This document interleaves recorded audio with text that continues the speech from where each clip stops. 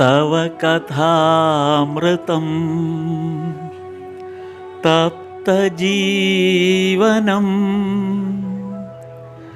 കവിഭിരീഡിതം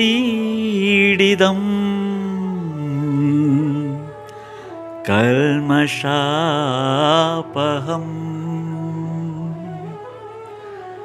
ശ്രവണമംഗളം ശ്രീമദാതതം ഭുവി ഗൃണന്തി തേ ഭുരിത ജനാഃ ഭുവി ഗൃണന്തി തേ ഭുരിത ജനാഃ.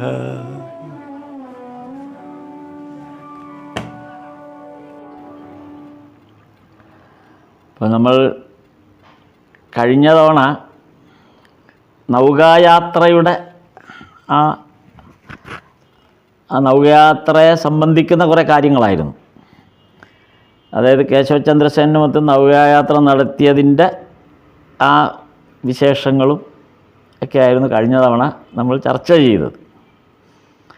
ഇന്ന് ആ നൗകായാത്രയ്ക്ക് ശേഷം അടുത്ത അധ്യായമായിട്ട് വരുന്നത്, അതായത് ഒന്നാം വാള്യത്തിൻ്റെ 6-ാം ഭാഗം, അതാണ് ഇനി വരുന്നത്. അപ്പോൾ 6-ാം ഭാഗത്തിൽ, 5-ാം ഭാഗത്തിലാണ് ഈ നൗകായാത്ര നമ്മൾ കണ്ടത്. 6-ാം ഭാഗത്തിലായപ്പോൾ അടുത്തത് വരുന്നു. അത് 1882 ഒക്ടോബർ 28 ശനി, അതാണ് 6-ാം ഭാഗം തുടങ്ങുന്നത്. അപ്പോൾ നൗകായാത്ര നടത്തിയതിൻ്റെ തൊട്ടടുത്ത ദിവസം, ഇത് 28 ശനി, നൗകായാത്ര നടത്തിയത് 27 വെള്ളി. അപ്പോൾ ഒറ്റ ദിവസം കൊണ്ട് അടുത്ത ദിവസം തന്നെയാണ്. അപ്പോൾ അടുത്തടുത്ത 2 ദിവസങ്ങളിൽ നടക്കുന്ന കാര്യങ്ങളാണ് മാസ്റ്റർ മഹാശയൻ എഴുതിയിരിക്കുന്നത്. അപ്പം അത് വളരെ പ്രസക്തമായ കുറേ കാര്യങ്ങളാണ് അങ്ങനെ കടന്നു വന്നിരിക്കുന്നത്. അതുകൊണ്ടായിരിക്കും അതിങ്ങനെ അടുത്തടുത്ത് വന്ന കാര്യങ്ങളെ വളരെ ശ്രദ്ധേയമായ രീതിയിലാണ് അത് അവതരിപ്പിച്ചിരിക്കുന്നത് മാസ്റ്റർ മഹാശയൻ. അതിലേക്കാണ് നമുക്കൊന്ന് നോക്കേണ്ടത്. അപ്പോൾ അതാണ് 6-ാം ഭാഗം. അപ്പോൾ കഴിഞ്ഞ 5 ഭാഗങ്ങളിൽ എന്താണ് സംഭവിച്ചത് എന്നുള്ളതിൻ്റെ ആ 5 ഭാഗങ്ങളെ കൂടെ കൂട്ടിയിണക്കിക്കൊണ്ടാണ് ഈ 6-ാം ഭാഗത്തിലേക്ക് ശരിക്ക് വരേണ്ടത്. അതാണ് അതിൻ്റെ കാര്യം.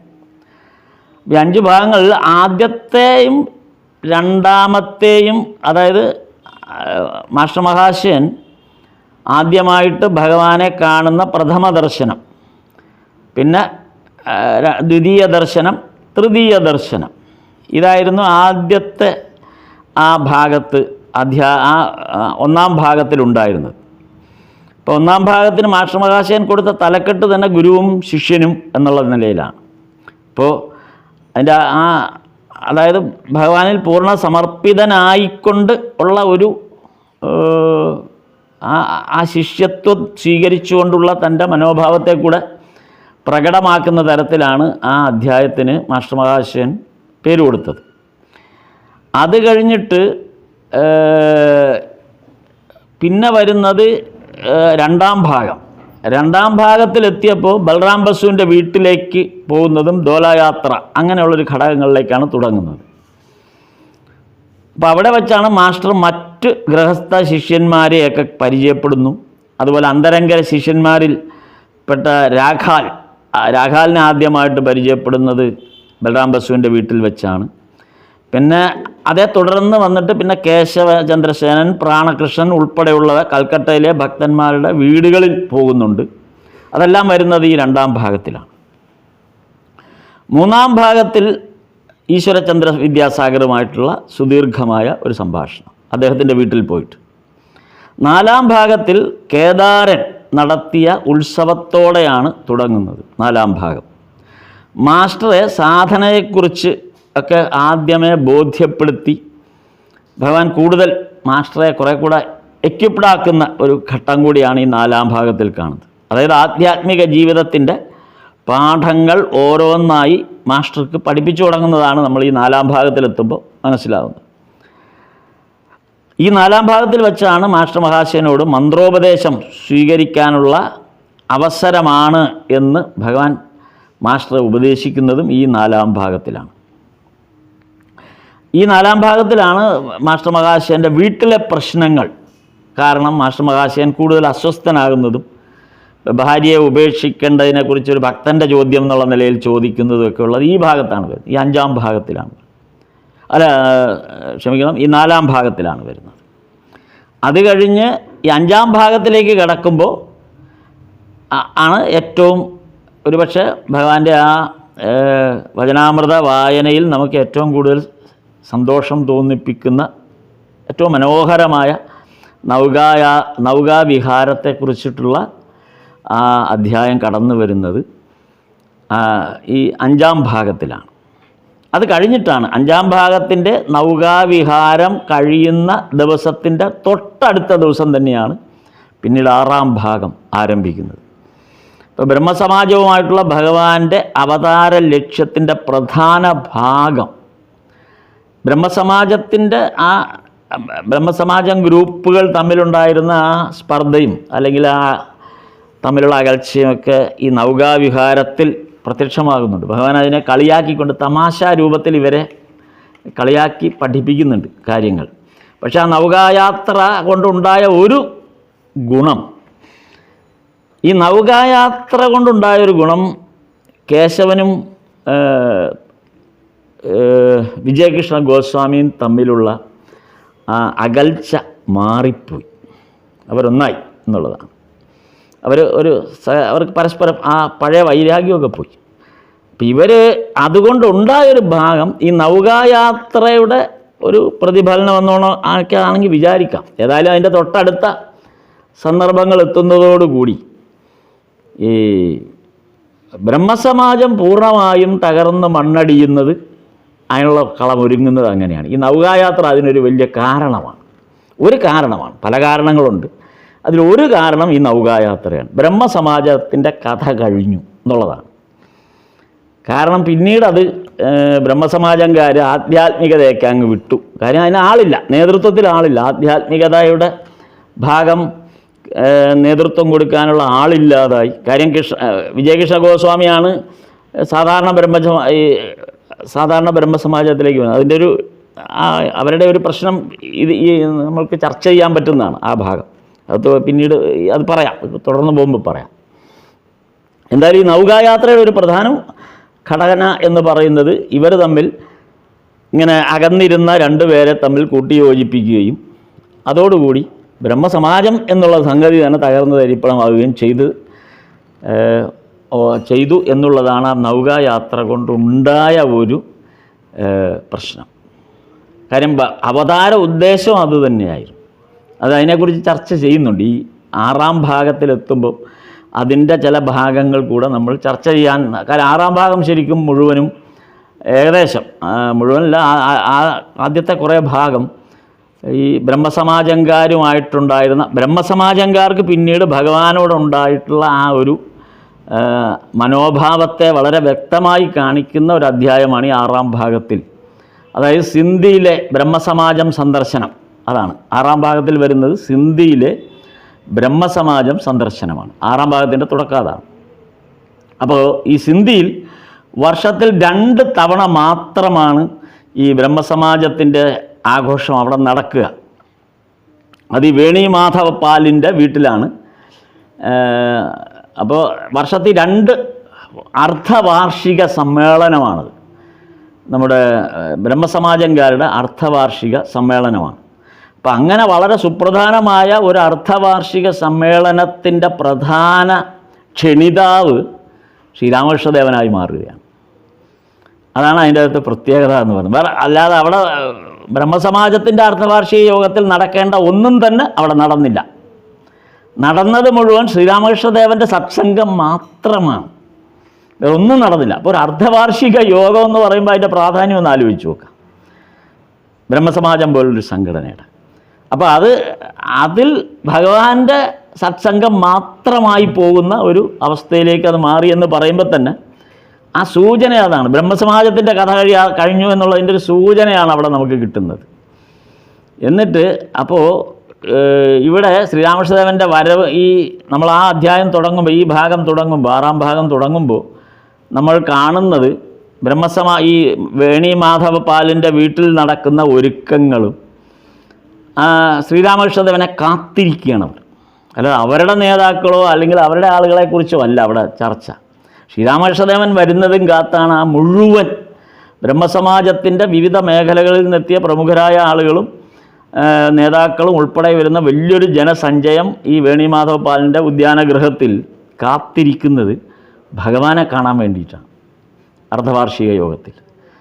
അപ്പോൾ അതിലൊരു നമ്മൾ വചനാമൃതം വായിക്കുമ്പോൾ അതാണ് ഈ ട്രാൻസ്ലേറ്റ് ചെയ്യുമ്പോൾ പെട്ടെന്ന് ചില പ്രശ്നങ്ങൾ വരുന്നതിൻ്റെ ഒരു ഇതാണ്. പഠിക്കൽ മുറുക്കാൻകട എന്ന് എഴുതിയിട്ടുണ്ട്.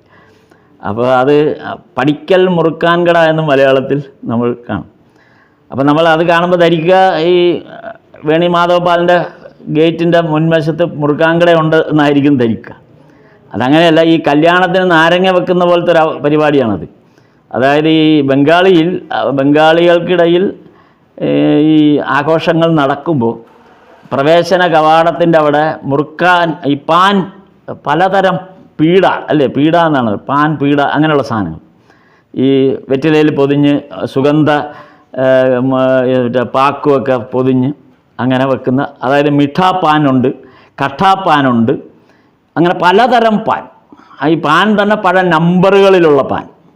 അപ്പോൾ ഇതൊക്കെ അവിടെ ഇങ്ങനെ ഈ വരുന്ന അതിഥികളുടെ ഇഷ്ടാനിഷ്ടങ്ങൾക്കനുസരിച്ച് ആ പ്രവേശന കവാടത്തിൽ ധാരാളം ഇത്തരം സ്വീകരണത്തിന് സന്നദ്ധമായി. അപ്പോൾ അത് മാഷമഹാശാൻ അത് എഴുതിയത് അതുപോലുള്ള ആ ഒരു വരുന്ന ആളുകളുടെ ഒരു പ്രത്യേകത, ആ സമ്മേളനത്തിൻ്റെ ഒരു പ്രത്യേകത, അതിൻ്റെ ഒരുക്കങ്ങൾ വളരെ ഗംഭീരമായിട്ടാണ് ആ ഒരുക്കങ്ങളെക്കുറിച്ചൊക്കെ വചനാമൃതത്തിൽ മാഷമഹാശാൻ എഴുതിയിരിക്കുന്നത്. അപ്പോൾ ആ ഒരു അത്രയും സവിശേഷപ്പെട്ട ഒരു അർദ്ധവാർഷിക യോഗത്തിൻ്റെ ആ രംഗത്തേക്കാണ് ഭഗവാൻ അവിടെ വണ്ടിയിൽ വന്ന് ഇറങ്ങുന്ന രംഗം മാസ്റ്റർ മഹാശയൻ വിവരിക്കുന്നത്. അപ്പം മാസ്റ്റർ വചനാമൃതത്തിൽ വിവരിക്കുന്ന വായിച്ചാൽ നമുക്ക് മനസ്സിലാവും ഈ ബ്രഹ്മസമാജക്കാരിൽ ഭഗവാൻ സൃഷ്ടിച്ച സ്വാധീനം എത്രമാത്രമാണെന്ന് നമ്മൾ ആ ഭാഗം വായിക്കും. ഈ 6-ാം ഭാഗത്തിൻ്റെ തുടക്കം വായിക്കുമ്പോൾ നമുക്ക് മനസ്സിലാവും എത്രത്തോളമാണ്. കാരണം ഇത് ഈ നൗകായാത്രയുടെ അടുത്ത ദിവസം എന്ന് പറയുമ്പോൾ ഇതിനകത്ത് വേറൊരു കാര്യം നമ്മൾ ശ്രദ്ധിക്കേണ്ടത്, നൗകായാത്രയിൽ പങ്കെടുത്തത് കേശവചന്ദ്രസേൻ്റെ സംഘാംഗങ്ങളും യാദൃച്ഛികമായി വന്നുപെട്ട വിജയ് ഗോസ്വാമിയുമാണ്. പക്ഷേ ഇവിടെ ഈ വേണി മാധവ പാലിൻ്റെ അവിടെ വരുമ്പോൾ അത് കേശവചന്ദ്രസേൻ്റെ അംഗങ്ങളല്ല. അതാണ് അതിനകത്തെ വ്യത്യാസം. അത് വേറൊരു വിഭാഗമാണത്. അവിടെ വിജയകൃഷ്ണ ഗോസ്വാമിയോ അല്ലെങ്കിൽ കേശവചന്ദ്രസേനോ ഇല്ല. വിജയകൃഷ്ണ ഗോസ്വാമിയുടെ അനുയായിയായിരുന്ന ശിവനാഥ ശാസ്ത്രികളാണ് ഇവിടെ പ്രാധാന്യമായിട്ട് വരുന്നത്.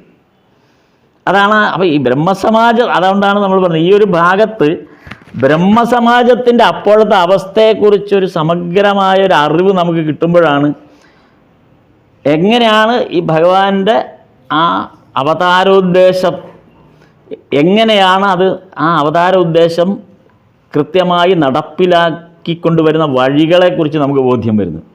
വചനാമൃതത്തിൻ്റെ 1-ാം വോള്യത്തിൻ്റെ തുടക്കത്തിലായപ്പോഴേക്കും ആണ് ഈ കാര്യങ്ങൾ വിവരിക്കുന്നത്. കാരണം അവിടെ വച്ച് തന്നെ ബ്രഹ്മസമാജാംഗങ്ങൾ ബ്രഹ്മസമാജം തന്നെ പലതായി മാറിയതിനെക്കുറിച്ചുള്ള സൂചന കൂടിയാണിത്.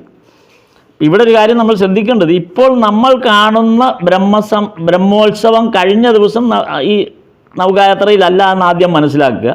ആ ഗ്രൂപ്പല്ല, അത് കേശവചന്ദ്രസേനൻ നയിക്കുന്നതായിരുന്നു. അതിൽ മറ്റേ വിജയകൃഷ്ണ ഗോസ്വാമി ഉണ്ടായിരുന്നു. അപ്പോൾ അതാണെന്ന് മനസ്സിലാക്കുക. എന്നിട്ട് ഇനി ടാഗോർ കുടുംബം നയിക്കുന്ന ആദി ബ്രഹ്മസമാജം അവിടെ വേറൊരിടത്ത് നിൽക്കുന്നുണ്ട്.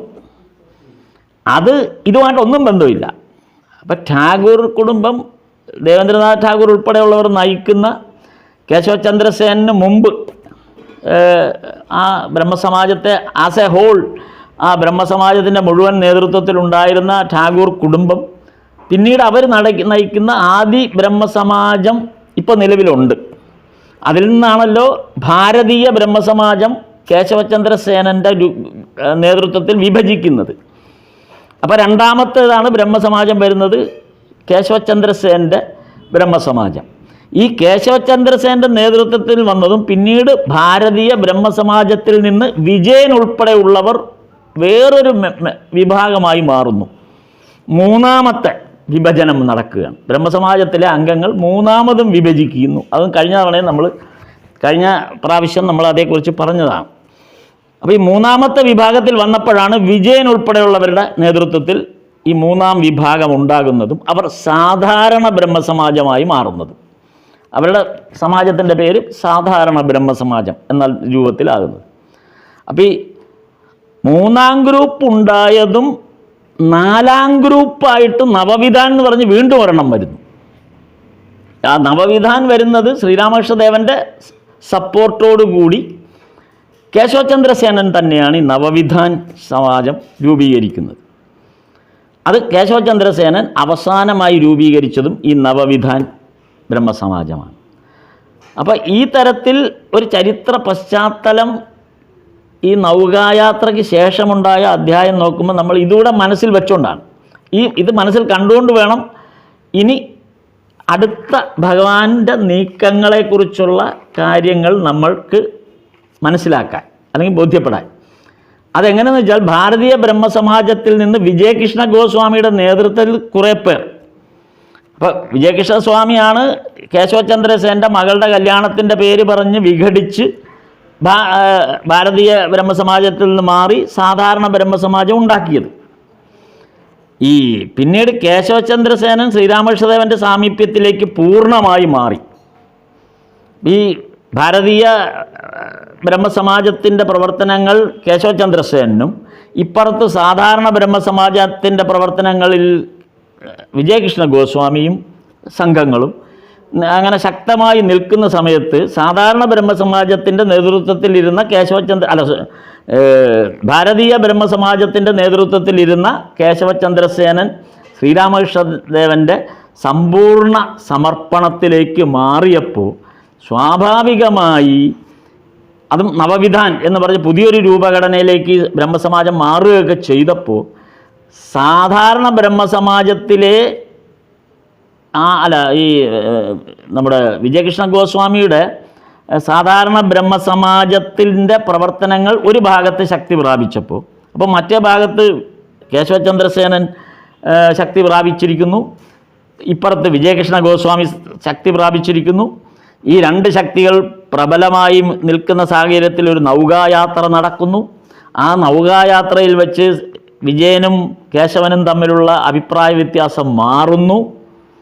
ഇവിടെ ഈ ബ്രഹ്മസമാജം തകരുന്നതിൻ്റെ ഒരു കഥയാണ് ഇവിടെ വരുന്നത്. ഇവരുടെ അഭിപ്രായ വ്യത്യാസം പരിഹരിക്കപ്പെടുന്നു. ഇവരുടെ അണികൾ ശിവൻ്റെ ഭൂതഗണങ്ങളെപ്പോലെയും രാമൻ്റെ വാനരസേനയെപ്പോലെയും തമ്മിൽ കിടന്ന് അങ്ങോട്ടും ഇങ്ങോട്ടും അടിയുണ്ടാക്കുന്നു എന്നൊക്കെ കഴിഞ്ഞവണ കണ്ടപോലുള്ള ഒരു സാഹചര്യം ഉണ്ടാകുന്നു.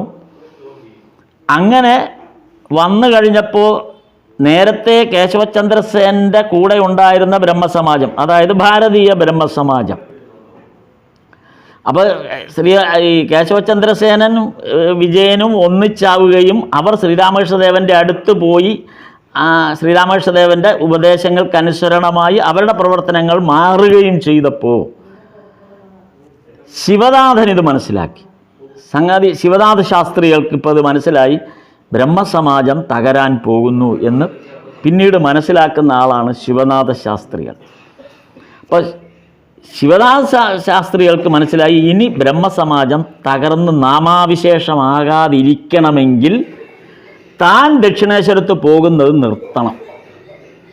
കാരണം താനും കൂടെ ഇനി ദക്ഷിണേശ്വരത്ത് പോയാൽ ബ്രഹ്മസമാജം തകരും. കാരണം നേതാക്കളായ രണ്ടുപേർ ഒന്നിക്കുകയും ശ്രീരാമകൃഷ്ണദേവൻ്റെ അടുത്ത് പോവുകയും ചെയ്തു. അപ്പോൾ ശിവനാഥ ശാസ്ത്രികൾ തീരുമാനമെടുത്തു. അദ്ദേഹം ആദ്യമേ തന്നെ കേശവചന്ദ്രസേൻ്റെ കൂടെ വളരെ ശക്തമായി നിന്ന ആളാണ്. അപ്പോൾ ശിവനാഥ ശാസ്ത്രികൾക്ക് മനസ്സിലായി കേശവചന്ദ്രസേനും മാറി, പിരിഞ്ഞുപോയ വിജയകൃഷ്ണ ഗോസ്വാമിയുടെ ആൾക്കാരിൽ വിജയകൃഷ്ണ സ്വാമി അവരെയൊക്കെ കളഞ്ഞുകൊണ്ട് കേശവചന്ദ്രസേനൻ ചെയ്തതുപോലെ തന്നെ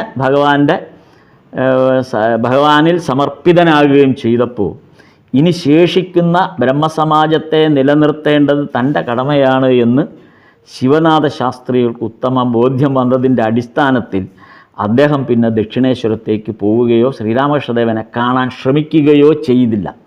അതിന് അദ്ദേഹം പറഞ്ഞ കാര്യം, ഞാൻ കൂടെ ഇനി പോയാൽ, ശ്രീരാമകൃഷ്ണദേവൻ്റെ അടുത്തേക്ക് ഞാൻ പോയാൽ തീർച്ചയായിട്ടും ഞാനും ആ ഭഗവാന്റെ ആ ശക്തിയിൽ ഞാനും വീണുപോകും. കാര്യം ആ ഒരു പ്രഭാവലയത്തെ ഭേദിക്കാൻ ആർക്കും കഴിയില്ല. അതുകൊണ്ട് ഞാൻ ഇനി ഒരിക്കലും ദക്ഷിണേശ്വരത്ത് പോവുകയോ ഭഗവാനെ കാണുകയോ ചെയ്യില്ല എന്ന് ശിവനാഥ ശാസ്ത്രികൾ തീരുമാനമെടുക്കുകയും ആ ശിവനാഥ ശാസ്ത്രികൾ അങ്ങനെ പറയുന്നതോടൊപ്പം തന്നെ ചെറുപ്പക്കാരായ ബ്രഹ്മസമാജത്തിലെ അംഗങ്ങളോട് ഇത് സൂചിപ്പിക്കുകയും ചെയ്തു. നിങ്ങൾ ആരും ഇനി ദക്ഷിണേശ്വരത്ത് പോവുകയോ ശ്രീരാമകൃഷ്ണദേവനെ കാണുകയോ ചെയ്യരുതെന്ന് വളരെ ശക്തമായ രീതിയിൽ ബ്രഹ്മസമാജത്തിൻ്റെ അംഗങ്ങളോട് ശിവനാഥ ശാസ്ത്രികൾ പറഞ്ഞുകൊണ്ടിരുന്നു. പ്രധാനമായിട്ടും ശിവനാഥ ശാസ്ത്രികൾ അത് പറഞ്ഞത് നരേന്ദ്രനോടാണ്. നരേന്ദ്രൻ ഇങ്ങനെ കൂടെ പോകുന്നു എന്നുള്ളത് അപകടകരമായൊരവസ്ഥയിലേക്കാണ്, അതായത് ബ്രഹ്മസമാജത്തിന് അപകടകരമാണ് എന്ന് മനസ്സിലാക്കിയിട്ട് നരേന്ദ്രനോട് ഇനി അവിടെ പോകരുത് എന്ന് ശിവനാഥ ശാസ്ത്രികൾ താക്കീത് നൽകുകയുണ്ടായി. അല്ലെങ്കിൽ അതിൻ്റെ അപകടത്തെ മുൻകൂട്ടി കണ്ടിട്ട് ശിവനാഥ ശാസ്ത്രികൾ അത് പറഞ്ഞു. അപ്പോൾ ഇത്തരത്തിലാണ് ബ്രഹ്മസമാജത്തിൻ്റെ അവസ്ഥ. ഈ അവസ്ഥയാണ് അപ്പോൾ നമ്മളിവിടെ കാണേണ്ടത് ഈ സാഹചര്യങ്ങളിലേക്ക് എത്തി എന്നുള്ളതാണ്. അപ്പോൾ ഇത് ഈ ബ്രഹ്മസമാജത്തിൻ്റെ തകർച്ചയെ മുൻകൂട്ടി പറഞ്ഞു എന്ന് മാത്രം. ഇവിടെ പറഞ്ഞത് ഇത് മുൻകൂട്ടി പറഞ്ഞു എന്ന് മാത്രം. ഇതെല്ലാം മനസ്സിൽ വെച്ചുകൊണ്ട് വേണം നമ്മൾ 6-ാം ഭാഗത്തിലേക്ക് കിടക്കാൻ. കാരണം 6-ാം ഭാഗത്തിൽ നമുക്ക് മനസ്സിലാകും വേണി മാധവ പാലിൻ്റെ വീട്ടിൽ പ്രധാനമായി വന്നിരിക്കുന്ന മറ്റൊരാൾ ഈ നേരത്തെ പറഞ്ഞ ശിവനാഥ ശാസ്ത്രികളാണ്. അതാണ് ഞാൻ ഈ ചരിത്രം പറയാനുള്ളൊരു കാരണം. അതായത് ഈ ബ്രഹ്മസമാജത്തിൻ്റെ പോക്കിൻ്റെ അവസ്ഥയെക്കുറിച്ചുള്ള സൂചന പറയാൻ കാരണം അതാണ്. ഈ ശിവനാഥ ശാസ്ത്രികളാണ് വേണി മാധവ പാലിൻ്റെ വീട്ടിൽ വന്നിരിക്കുന്ന മറ്റൊരാൾ. അപ്പോൾ അതുകൊണ്ടാണ് പറഞ്ഞത് 6-ാം അധ്യായത്തിൽ കാണുന്ന ബ്രഹ്മസമാജം അർദ്ധവാർഷിക യോഗത്തിൽ കേശവചന്ദ്രസേനനോ അല്ലെങ്കിൽ വിജയകൃഷ്ണ ഗോസ്വാമിക്കോ യാതൊരു വിധത്തിലുള്ള പങ്കുമില്ല. അവരതിൽ പങ്കെടുക്കുന്നില്ല. അതാണ് അതിനകത്ത് സംഭവിച്ചത്. അപ്പോൾ ശേഷിക്കുന്ന ഇങ്ങനെയൊക്കെ ഭഗവാന്റെ അടുത്ത് പോയി കഴിഞ്ഞ പ്രമുഖരെ എല്ലാം വിട്ട് ശേഷിക്കുന്ന ആളുകളുടെ കൂട്ടമാണിപ്പോൾ ഈ 6-ാം അധ്യായത്തിൽ വേണി മാധവ പാലിൻ്റെ അവിടെ വന്ന അർദ്ധവാർഷിക യോഗത്തിൽ പങ്കെടുക്കുമ്പോൾ കാണുന്നത്. അപ്പോൾ അതാണ് അതിൻ്റെ ആ ഒരു ഇത് സംഭവിക്കുന്നത് പിന്നെയും കഴിഞ്ഞിട്ടാണ്. ഈ പൂർണ്ണമായുള്ള ആ ഒരു എല്ലാവരും മാറുന്നത് പിന്നീടാണ്. പക്ഷേ അതിനു മുൻപാണ് ഈ വേണി മാധവൻ്റെ വീട്ടിൽ നടക്കുന്ന യോഗം. അതായത് നമ്മുടെ ഇതിന് ശേഷം നൗകായാത്രയ്ക്ക് ശേഷം അടുത്ത ദിവസമാണ്. അപ്പം നൗകായാത്രയ്ക്ക് ശേഷം ഇവർക്ക് തമ്മിൽ മനംമാറ്റം ഉണ്ടായോ എന്നുള്ളത് വ്യക്തമായിട്ടില്ല. അത് വ്യക്തമാകുന്നതിന് മുമ്പ് തന്നെ അത് ഭഗവാൻ അവരെ പരസ്പരം പറഞ്ഞ് യോജിപ്പിച്ചു എന്നുള്ളത് മാത്രമാണ് നൗകായാത്രയിൽ സംഭവിച്ചത്. ഇവരത് അക്സെപ്റ്റ് ചെയ്തു എന്നുള്ളത് ഇതുവരെ വന്നിട്ടില്ല. അതിനു മുമ്പാണ് തൊട്ടടുത്ത ദിവസം തന്നെ വേണിമാധവൻ്റെ വീട്ടിലേക്ക് എത്തുകയും ചെയ്തു. അവിടെയാണ് ഭഗവാൻ എത്തിയത് വീണ്ടും. നോക്കപ്പോൾ നൗകയിൽ വെച്ച് 2 പേരെ പറഞ്ഞ് ശരിയാക്കിയെല്ലാം അവരുടെ കാര്യങ്ങളൊക്കെ ഭഗവാൻ വേണ്ട വിധത്തിൽ കൈകാര്യം ചെയ്തതിന് ശേഷം തൊട്ടടുത്ത ദിവസം ബാക്കി വരുന്ന ആളുകളെ കൂടെ കാണാൻ വേണ്ടി ഭഗവാൻ ഈ വേണിമാധവൻ്റെ വീട്ടിൽ വരുന്നതാണ് 6-ാം ഭാഗത്തിൽ വരുന്നതിൻ്റെ 6-ാം ഭാഗത്തിൻ്റെ പ്രാധാന്യം അതാണ്. അപ്പോൾ ഭഗവാൻ എത്ര കൃത്യമായിട്ടാണ് തൻ്റെ ഓപ്പറേഷൻസ് കൃത്യമായിട്ട് ചെയ്യുന്നത്, ആ സന്ദർഭം എത്രമാത്രം പണിയെടുത്തിട്ടുള്ളതാണ്. ഇതിനകത്ത് തന്നെ പറയുന്ന ശാരദാനന്ദ സ്വാമികൾ പറയുന്ന ഒരു കാര്യമുണ്ട് ഇതിനകത്ത്. ഈ പറഞ്ഞ ആളുകളോടെല്ലാം സംസാരിക്കുമ്പോൾ ഭഗവാൻ ഒരു പ്രത്യേക ടാക്ടിക്സ് ഉപയോഗിക്കുന്നുണ്ട് ഈ ബ്രഹ്മസമാജം. കാരണം ഭഗവാൻ അത് വ്യക്തമായിട്ട് അറിയാം. ആ ടാക്ടിക്സ് എന്താണെന്ന് ഇവിടെ പറയുന്നുണ്ട്. അത് നമുക്ക് മുന്നോട്ട് പോകുമ്പോൾ അറിയാം. അപ്പോൾ ഇത് 1882 ഈ സന്ദർഭത്തിലാണ് ഇതൊക്കെ സംഭവിക്കുന്നത്. 1882 1882 ഇപ്പോൾ ഈ പറയുന്ന കാര്യങ്ങളെല്ലാം സംഭവിക്കുന്നത്. അപ്പോൾ ഈ സന്ദർഭത്തിൽ ഭഗവാന്റെ പ്രായം കൂടെ നമ്മൾ കണക്കിലെടുക്കണം. അങ്ങനെ ആ ഭഗവാന്റെ പ്രായം കൂടെ നമ്മൾ ഈ സന്ദർഭത്തിലൊന്ന് കണക്കിലെടുത്തുകൊണ്ട് ഈ വായന കൊണ്ടുപോകണം. എന്താണത്? ഭഗവാന് ഈ സമയത്ത് 46 വയസ്സാണ്. ഇപ്പോൾ ഈ പറയുന്ന സന്ദർഭം, ഇപ്പോൾ നമ്മൾ ഈ വേണിമാധവൻ്റെ അല്ലെങ്കിൽ ഈ നൗകായാത്രയുടെയൊക്കെ സന്ദർഭം നടക്കുമ്പോൾ ഭഗവാന് 46 വയസ്സായി. 39ാമത്തെ വയസ്സിലാണ് ഭഗവാൻ ബ്രഹ്മസമാജത്തെ ആദ്യമായി തൻ്റെ ഉപദേശാമൃതത്തിലൂടെ കീഴടക്കുന്നത്. 39ാമത്തെ വയസ്സിൽ. അപ്പോൾ ഇതിപ്പോൾ 46 വയസ്സായി. അപ്പോൾ 39ാമത്തെ വയസ്സിൽ, അതായത് കേശവചന്ദ്രസേനെ കണ്ടുമുട്ടിയതിന് ശേഷമാണ്, അപ്പോൾ ഏതാണ്ട് 39ാമത്തെ വയസ്സിലാണ് ഭഗവാൻ ബ്രഹ്മസമാജത്തെ ആദ്യമായി ഉപദേശാമൃതത്തിലൂടെ പതുക്കെ പതുക്കെ പതുക്കെ മാറ്റിയെടുക്കാൻ ശ്രമിക്കുന്നത്, കീഴടക്കുന്നത്. അതായത് ഏകദേശം 7-8 വർഷം കൊണ്ടാണ് ഇത് സംഭവിച്ചത്. കേശവചന്ദ്രസേനെ കണ്ടുമുട്ടി ആ ബ്രഹ്മസമാജത്തിലേക്ക് ഭഗവാൻ പ്രവേശിച്ച്, അവരുടെ ഇടയിലേക്ക് ഭഗവാൻ പ്രവേശിച്ച് ഏകദേശം 8 വർഷം കൊണ്ടാണ് ഇന്നീ പറഞ്ഞ സാഹചര്യത്തിലേക്ക് ആ സിറ്റുവേഷനെ കൊണ്ടുവന്നത്. ഇപ്പോൾ ആ 8 വർഷത്തെ വളരെ ശ്രമമുണ്ട്. ഈ 8 വർഷത്തിനിടയിലാണ് കേശവചന്ദ്രസേനൻ ഭഗവാനെക്കുറിച്ച് നിരവധി ലേഖനങ്ങൾ ഇന്ത്യ മിററിലും ഒക്കെ പത്രങ്ങളിലൊക്കെ വളരെ ഗംഭീരമായിട്ട് എഴുതുകയൊക്കെ ചെയ്തിട്ടുള്ള ആ സന്ദർഭങ്ങളാണ്. അപ്പോൾ ആ സന്ദർഭങ്ങൾ, അത്രയും കാര്യങ്ങൾ ഭഗവാനെക്കുറിച്ച് പ്രചാരം വരികയും എല്ലാം എഴുതുകയും ചെയ്തിരിക്കുന്ന ആ സന്ദർഭത്തിലൊന്നും മാസ്റ്റർ മഹാശയനോ ഇതൊന്നും അറിയുന്നില്ലല്ലോ. അവരൊന്നും ഈ രംഗത്ത് എത്തിയിട്ടേ ഇല്ല ആ സന്ദർഭത്തിൽ. അപ്പോൾ അങ്ങനെ ആ 8 വർഷത്തെ ശ്രമകരമായ ഒരു ജോലി ഭഗവാൻ നിർവഹിക്കപ്പെടുന്നുണ്ടായിരുന്നു അവിടെ. അപ്പോൾ അതിന് ശേഷമാണ് മാസ്റ്റർ മഹാശയൻ എത്തുന്നതും, അല്ലെങ്കിൽ പിന്നീട് നമ്മൾ കാണുന്ന ഈ അന്തരംഗ ശിഷ്യന്മാരോ അല്ലെങ്കിൽ ഗൃഹസ്ഥ ശിഷ്യന്മാരോ ഒക്കെ എത്തിച്ചേരുന്ന അതിനൊക്കെ ശേഷമാണ്. അപ്പോൾ ആ 7 വർഷത്തെ ശ്രമം എന്ന് പറയുന്നത് ഭഗവാൻ ഒറ്റയ്ക്കാണ്. വല്ലപ്പോഴും ഇതിനിടയിൽ ആദ്യം ഹൃദയനെപ്പോലുള്ളവരൊക്കെ ചെന്നു എന്ന് മാത്രം. ഒറ്റയ്ക്കാണ്. ഈ പറയുന്ന മനോമോഹൻ മിത്രയോ വിശ്വനാഥ് രാമചന്ദ്ര ദത്തയോ ആദ്യഘട്ടത്തിൽ വന്ന് അങ്ങനെയൊന്നും ഉള്ളതല്ല. സുരേന്ദ്രനാഥ മിത്രയോ ഒന്നും വരുന്ന ഘട്ടത്തിലല്ല. നരേന്ദ്രാദികളൊക്കെ വളരെ കോളേജിൽ പഠിക്കുകയും ഇപ്പോഴും മറ്റേ ഭാരതവർഷ ബ്രഹ്മസമാജത്തിലെ അംഗമായി നിൽക്കുകയും ചെയ്യുന്ന സന്ദർഭം. ഒറ്റയ്ക്ക്, അതാണ് ഇതിൻ്റെ ആ പ്രാധാന്യം വരുന്നത്. ഒറ്റയ്ക്കാണ് ഭഗവാൻ ഇത് മുഴുവനും ഇവരുമായിട്ടെല്ലാം സംസാരിക്കുകയും ഇവരോട് ഇടപെടുകയൊക്കെ ചെയ്യുന്നത് ഒറ്റയ്ക്കാണ്. അപ്പോൾ എത്രമാത്രമാണ് ഈ ഭഗവാന്റെ ആ ഒരു ശ്രമം ഇതിനകത്ത് ഇങ്ങനെ നടന്നത് എന്ന് നമുക്ക് അതുകൊണ്ടാണ് ഈ പ്രായത്തിൻ്റെയും ഏതാണ്ട് 39 വയസ്സിനും 46 വയസ്സിനും ഇടയ്ക്ക് ഒറ്റയ്ക്കാണ് ഭഗവാൻ ബ്രഹ്മസമാജം എന്ന് പറയുന്ന കൽക്കട്ടയിലെ ഏറ്റവും പ്രബലമായ സംഘത്തെ കീഴടക്കുന്നത്. പിന്നീട് അത് വളരെ വരുന്ന 82 ശേഷം വരുന്നതെല്ലാം കഷ്ടിച്ച് 4-5 വർഷം, 4-4.5 വർഷം എന്ന് പറയുന്നത് അതിൽ അത്രയൊന്നും ജോലി എടുക്കേണ്ടി വന്നിട്ടില്ല. അത് സാധാരണഗതിയിലുള്ള ഉപദേശാമൃതങ്ങളൊക്കെ നൽകി അങ്ങനെ വളരെ വളരെ സാമട്ടിൽ ഭഗവാൻ അതിൻ്റെ ഒരു ലാസ്റ്റ് ലാപ്പിൽ നിൽക്കുമ്പോഴാണ്.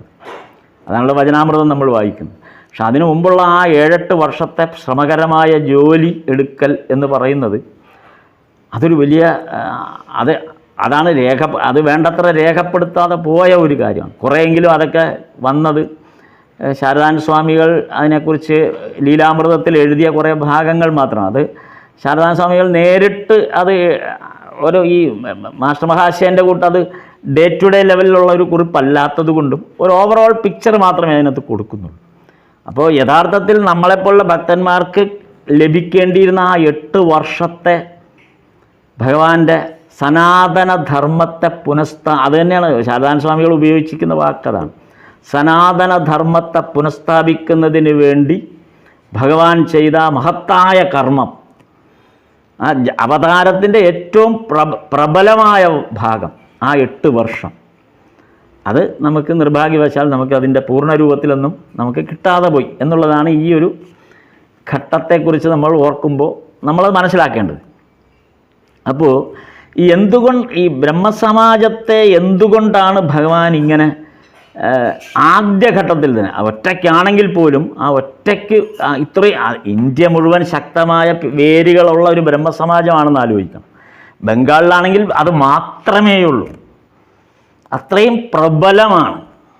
ഒരു സാധാരണ ഒരാൾ ഒരു ക്ഷേത്രത്തിലെ ഒരു പൂജാരിയായി വന്ന് വളരെ സാധാരണക്കാരനായിരിക്കുന്ന, ഒരു പ്രകടനപരതയും ഇല്ലാത്ത, ഭാഷാ സ്വാധീനമില്ലാത്ത, ഇംഗ്ലീഷ് അറിയാത്ത ഒരാൾ ആ ഘട്ടത്തിൽ വന്ന് 8 വർഷം കൊണ്ട് ഇത് മുഴുവൻ വേരോടെ പിഴുതെറിഞ്ഞു എന്ന് പറയുമ്പോൾ അത് ആ ഭഗവാന്റെ ആ ഒരു ആ അവതാര വിശേഷത്തെ നമ്മൾ എങ്ങനെയാണത് മനസ്സിലാക്കേണ്ടതെന്നുള്ളത് നമ്മളത് നമുക്ക് തന്നെ അത് വിവരിക്കാൻ പറ്റില്ല അതെങ്ങനെയാണത്.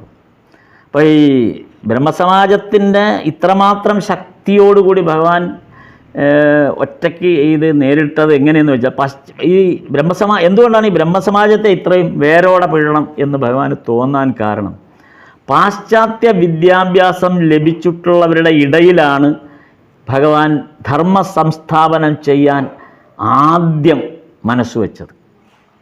അത് ശാരദാനന്ദ സ്വാമികളാണ് ഈ സൂചനകളെല്ലാം ശാരദാനന്ദ സ്വാമികളാണ് നമുക്ക് തരുന്നത്. പാശ്ചാത്യ വിദ്യാഭ്യാസം ലഭിച്ചിട്ടുള്ളവരുടെ ഇടയിലാണ് ധർമ്മ സംസ്ഥാപനം ചെയ്യാൻ അദ്ദേഹം ആദ്യം മനസ്സുവെച്ചത്. അതേസമയം എന്തോ പ്രഭു അടിച്ചേൽപ്പിക്കണം നോക്കിയതിന് പകരപ്പം തന്നെയാണ് 1836 വെക്കാളെ പ്രഭു അത് അതെ അതെ അതെ അതെ അതെ അതെ അതെ അതെ അതെ 36 പാശ്ചാത്യ ഇംഗ്ലീഷ് വിദ്യാഭ്യാസം ആരംഭിക്കുന്നത് 1836 ജനനവും അതേ സമയം തന്നെ. അപ്പോൾ ഈ പാശ്ചാത്യ വിദ്യാഭ്യാസം ലഭിച്ചവരുടെ ഇടയിലാണ് ഭഗവാൻ തൻ്റെ ദൗത്യം, ധർമ്മ സംസ്ഥാപനം എന്നുള്ള ദൗത്യം സ്വീകരിക്കാനായിട്ട് അതിനുവേണ്ടി ഭഗവാൻ ശ്രമിക്കുന്നത് ഇവരുടെ ഇടയിലാണ്. അത് ഇവരുടെ ഇടയിലാണ് എന്ന് കാണുമ്പോൾ നമ്മളത് കാണേണ്ട ഒരു വശം, കമാർപുക്കൂറിൽ ജനിക്കുകയും ഏകദേശം 17 വർഷത്തോളം അവിടെ ഉണ്ടാവുകയും ചെയ്തിട്ട്, തൻ്റെ ബാല്യം മുതൽ ഇങ്ങോട്ട് ഉണ്ടായിട്ട് കമാർപുക്കൂറിൽ നിന്ന് കൽക്കത്തയിലേക്ക് എന്തുകൊണ്ട് വന്നു എന്നതിന് ഉത്തരം കൂടിയാണിത്. അപ്പോൾ കമാർപുക്കൂറിൽ സാമാന്യ ജനത്തെ അല്ലെങ്കിൽ അവിടുത്തെ ഗ്രാമീണ ജനത്തെ ഉദ്ധരിക്കുക എന്നതായിരുന്നില്ല ഭഗവാന്റെ ലക്ഷ്യം. അതാണ് 6 വർഷമാണ് കൽക്കത്തയിലെ ഭദ്രലോക് എന്ന ഈ വിഭാഗത്തിൻ്റെ ഇടയിൽ ചിലവഴിച്ചത്. ഏതാണ്ട് 6 വർഷത്തോളം അവിടെ കമാർപുക്കൂറിലുള്ളവരിലെ ഉദ്ധരിക്കുന്ന പരിപാടിയൊന്നും ഭഗവാൻ ചെയ്തിരുന്നില്ല. മാത്രമല്ല, ഭാരതീയരെ സനാതനധർമ്മ മാർഗത്തിൽ നിന്ന് അകറ്റിക്കൊണ്ടുപോകുന്ന ഇംഗ്ലീഷ് വിദ്യാഭ്യാസം നേടിയവർക്കിടയിലേക്കാണ് ധർമ്മം സ്ഥാപിക്കാൻ ഇറങ്ങേണ്ടത്, അല്ലെങ്കിൽ അവിടെയാണ് സർവ്വതാ മുഴുകേണ്ടതെന്ന് ഭഗവാൻ അറിയാമായിരുന്നു. അതാണ് ഭഗവാന്റെ എയിം, അതായത് ഫോക്കസ് പോയിൻ്റ് എവിടെയായിരുന്നു എന്നുള്ളതാണ്. ഭഗവാന്റെ ഫോക്കസ് പോയിൻ്റ് എവിടെയായിരുന്നു കൃത്യമായി ഉണ്ടായിരുന്നത് എന്നുള്ളതാണ് ഈ ഭാഗം നോക്കുമ്പോൾ നമുക്ക് മനസ്സിലാകുന്നത്. അപ്പോൾ അത് ഇംഗ്ലീഷ് വിദ്യാഭ്യാസം നേടുകയും അങ്ങനെ ഉണ്ടായിരുന്ന ബംഗാളികളുടെ ഇടയിലേക്കാണ് ധർമ്മ സംസ്ഥാപനത്തിന് വേണ്ടിയിട്ട് ഭഗവാൻ ആദ്യമായി ശ്രദ്ധ കൊടുത്തത് എന്നുള്ളതാണ്. അപ്പോൾ ഒരുപക്ഷെ അവതാരമെടുത്ത വർഷത്തിൻ്റെ പ്രത്യേകത അതാണ്. ഇപ്പോൾ നേരത്തെ ശാരദ ചേച്ചി പറഞ്ഞതിൻ്റെ ഭാഗം വരുന്നത് അതുകൊണ്ടാണ്. ഈ അവതാരമെടുത്ത വർഷത്തിൻ്റെ പ്രത്യേകതയും ഒരുപക്ഷെ അതായിരിക്കും. അല്ലെങ്കിൽ 1836 തന്നെ ജനനം അല്ലെങ്കിൽ അവതാരം എന്ന് പറയുമ്പോൾ 36 ഇംഗ്ലീഷ് വിദ്യാഭ്യാസം ഭാരതത്തിൽ തുടങ്ങുന്നു. അപ്പോൾ 36 ഇംഗ്ലീഷ് വിദ്യാഭ്യാസം ഇംപ്ലിമെൻ്റ് ചെയ്ത അതേ സന്ദർഭത്തിൽ തന്നെ കമാർപുക്കൂറിലെ ഗ്രാമത്തിൽ ധർമ്മ സംസ്ഥാപനാർത്ഥം ഭഗവാൻ ജന്മമെടുത്തു കഴിഞ്ഞു. ഇംഗ്ലീഷ് വിദ്യാഭ്യാസം മാത്രമല്ലല്ലോ നമ്മുടെ സംസ്കൃതി. അതെ അതെ അതെ, അത് സ്വാഭാവികം. അതുകൊണ്ടാണ് നമ്മൾ ഈ ഭജനാമൃതത്തിൻ്റെ കഥ പറഞ്ഞപ്പോൾ 1800 തുടങ്ങുമ്പോൾ ഉണ്ടായ സംഭവം പറഞ്ഞത്. വാച്ചുകട തുടങ്ങാമെന്ന ആള് പിന്നെ വാച്ചുകട എന്നുള്ള പേരിൽ ഇവിടെ വരികയും ബംഗാളിൽ ഇംഗ്ലീഷ് വിദ്യാഭ്യാസം നടത്താൻ വേണ്ടി കോളേജ് സ്ഥാപിക്കണമെന്നുള്ള മട്ടിൽ പോയതൊക്കെ 1800 ആരംഭിച്ചിരിക്കുന്നു. 1800 ആരംഭിച്ച് വന്ന ആ ഒരു ഘടനയാണ് അന്ന് ബംഗാളി ഭാഷയും ഇംഗ്ലീഷ് ഭാഷയും എല്ലാം ഇടകലർത്തിയുള്ള വിദ്യാഭ്യാസ രീതികളൊക്കെ അവർ പരീക്ഷിക്കുകയും ഇത് നമ്മൾ അതാണ് ഈ ഭജനാമൃത കഥയുടെ തുടക്കത്തിൽ നമ്മൾ ആ ഭാഗമാണ് പറഞ്ഞത്. उसका सादा സ- പറയാമെന്നാണ് പറഞ്ഞത്. അതെ. അപ്പോൾ ഈ തരത്തിൽ സംസ്കൃതവും എന്നാണ് പറഞ്ഞത്. അതെ അതെ അതെ അതെ അതെ പിന്നാലെ അതെല്ലാം എടുത്തു കളഞ്ഞിട്ട് ഇംഗ്ലീഷ് മാത്രമാക്കാനാണ് ശ്രമം നടത്തിയത്. അപ്പോൾ ആ 1836 എന്ന് പറഞ്ഞ വർഷത്തിൻ്റെ പ്രത്യേകത അതാണ്. അപ്പോൾ എത്ര കൃത്യമായിട്ടാണ് ബ്രിട്ടീഷുകാർ അല്ലെങ്കിൽ ഇംഗ്ലീഷുകാർ ഇവിടെ വന്ന ഒരു കാര്യം ഇംപ്ലിമെൻ്റ് ചെയ്യുന്ന ഒരു വർഷം, അതേ വർഷം ജന്മമെടുക്കുക. എന്നിട്ട് ആ 36 നിന്ന് ഈ പിന്നീട് 17 വർഷങ്ങൾക്ക് ശേഷം ഭഗവാൻ ജന്മമെടുത്തത് എന്തിനു വേണ്ടിയാണ്? കാമാർപുക്കൂറിൽ ജീവിക്കാൻ വേണ്ടിയിട്ടല്ല. അത് ഏറ്റവും ശക്തമായി ഇടപെടേണ്ട ഭൂമിക എന്ന് പറയുന്നത് ബംഗാളിൽ കൽക്കട്ടയിൽ അല്ലെങ്കിൽ നഗരത്തിലാണ് എന്നുള്ള പൂർണ്ണ രൂപം അറിയാവുന്നത് കൊണ്ടാണ് കമാർപുക്കൂറിൽ നിന്ന് ഭഗവാൻ ഇവിടെ എത്തുന്നത്. അപ്പം ഇതെല്ലാം ഇങ്ങനെ വരുമ്പോഴാണ് നമുക്ക് മനസ്സിലാകുന്നത് ഇതൊക്കെ വളരെ പ്രീ പ്ലാൻഡ് ആണ്. ഇതെല്ലാം വളരെ വ്യക്തമായ പ്ലാൻഡ് ആയിട്ട് വളരെ വ്യക്തതയോടുകൂടിയാണ് എല്ലാ അരങ്ങൊരുക്കുന്നത് ഭഗവാൻ. ഈ ഓരോരുത്തരെ കൊണ്ടുവന്നതും ഒക്കെ ആ തരത്തിൽ ഒന്ന് നോക്കുമ്പോൾ ഇതിൻ്റെയൊക്കെ പിന്നിൽ നമ്മൾ കാണുമ്പോൾ ഇതെല്ലാം എത്ര കൃത്യമായിട്ടാണ് ഭഗവാൻ ഇത് ഓപ്പറേറ്റ് ചെയ്യുന്നത് എന്നുള്ളതാണ്. അതും ഒറ്റയ്ക്ക്, വേറെ ആരെയും കൂട്ടിന് പിടിച്ചിട്ടില്ല, വേറെ ആരും സഹായിക്കാനൊന്നുമില്ല, ഒറ്റയ്ക്ക്. അതാണ് ഇതിനകത്ത് ഏറ്റവും വലിയൊരു ഇത് വരുന്നത്. പിന്നെ ധർമ്മസംസ്ഥാപനാർത്ഥത്തിൻ്റെ ഈ അത് ഗീതയിൽ പറയുന്ന പോലെയാണ്, സംഭവാമി യുഗേ യുഗേ എന്ന് പറയുമ്പോൾ അത് ആ സ്വയം പ്രഖ്യാപനം തന്നെയാണ്. അതാണ് സ്വയം പ്രഖ്യാപനം തന്നെ ഭഗവാൻ നടത്തുന്നത്. അപ്പോൾ ഈ ധർമ്മസംസ്ഥാപനത്തിന് ഭഗവാന്റെ 7 മാർഗങ്ങളെക്കുറിച്ച് ശാരദാനന്ദ സ്വാമികൾ എഴുതിയിട്ടുണ്ട്. എങ്ങനെയാണ് ഭഗവാൻ തൻ്റെ ഈ ഓപ്പറേഷൻ, ഈ ഒരു ധർമ്മ സംസ്ഥാപനം നടത്താൻ ബംഗാളിൽ തുടങ്ങുന്ന അത് ഭാരതത്തിന് വേണ്ടി ബംഗാളിൽ തുടങ്ങുന്ന ഈ ഓപ്പറേഷൻ. അപ്പോൾ കഴിഞ്ഞ തവണ നമ്മൾ പറഞ്ഞില്ലേ, ഇത്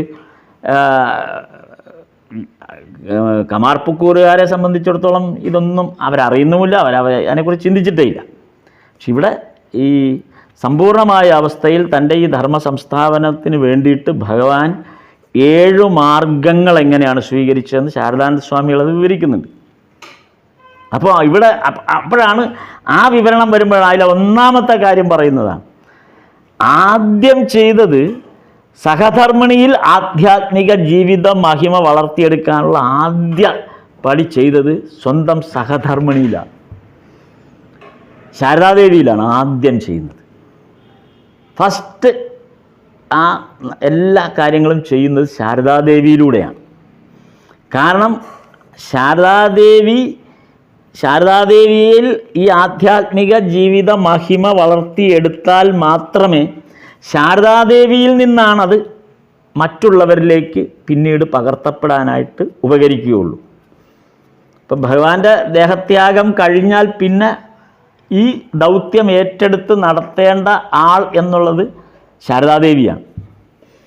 അപ്പം അതുകൊണ്ടാണ് ശാരദാദേവിയെ ഈ ആധ്യാത്മിക ജീവിത മഹിമ വളർത്തിയെടുക്കാനുള്ള ഒരു പരിശീലനം ഭഗവാൻ നൽകുന്നത്. ഷോഡശി പൂജയ്ക്ക് ശേഷമാണ് അതൊക്കെ ആ ഒരു ബോധം ദേവിയിൽ ആ ബോധം നിറയ്ക്കുകയാണ് ചെയ്യുന്നത് ഷോഡശി പൂജയോടുകൂടി. കാരണം അതാണ് ഈ ധർമ്മ സംസ്ഥാപനത്തിന് വേണ്ടിയിട്ടുള്ള ഫസ്റ്റ് സ്റ്റെപ്പ്. അതായിരുന്നു ശാരദാദേവിയിൽ അത് ചെയ്യുക എന്നുള്ളതാണ്. രണ്ടാമത്തെ സ്റ്റെപ്പ് എന്ന് പറയുന്നത് കൽക്കത്തയിലെ ആധ്യാത്മിക നേതാക്കളെ നേരിൽ കണ്ട് അവതാര ഉദ്ദേശം പ്രകടമാക്കുക എന്നുള്ളതാണ്. അതായിരുന്നു ഒറ്റയ്ക്ക്. ഇതാണ് കേശവ ചന്ദ്രസേനൻ ഉൾപ്പെടെയുള്ള ആളുകളെ നേരിട്ട് ഒറ്റയ്ക്ക്, വേറെ ആരുടെയും സഹായമില്ല, ഒറ്റയ്ക്കാണ് പോകുന്നത് ഇവരെ കാണാൻ. ഈ കമാർപുക്കൂർ പോലുള്ള ഒരു ഗ്രാമത്തിൽ നിന്ന് വന്ന ഒരു പൂജാരി ബ്രാഹ്മണൻ ഈ ക്ഷേത്രത്തിൽ, ദക്ഷിണേശ്വരം ക്ഷേത്രത്തിലെ പൂജാരിയായിട്ടിരിക്കുക.